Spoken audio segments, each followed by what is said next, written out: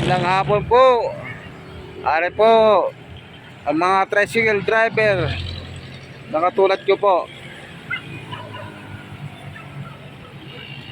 ay napakahaba na ho ng pila at may mga pamilya pong naasa po rin mga are. Kaya ito mahaba ho ang pila dahil may libre sakay. Imbes sa mga tricycle katulad ko, imbes sa amin sumakay ang mga pasahero doon na lang sa libre sakay. E paano pag ho mabubuhay ang pamilya namin? Paggaganere. Minsan lang po sa loob ng isang tao, minsan lang po are. Bago si may libre sakay pa. Dapat hindi naman ho hindi naman dapat ay libre sakay. Kasi mayroong mga tricycle driver katulad ng naasa din. Minsan lang ito sa loob ng isang taon.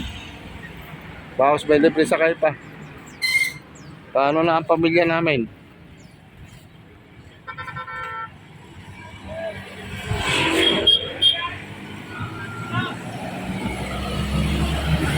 Paano na ang pamilya namin? Oh? Ayaw ng libre sakay. Oh.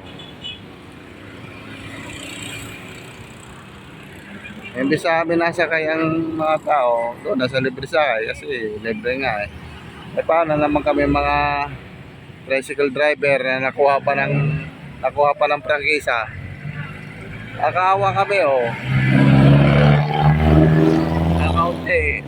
Napakadami pong tricycle driver na asa diyan. O, tignan mo, wala ang biyahe. Kampay nila ang mga tricycle driver. Nakakahawa po.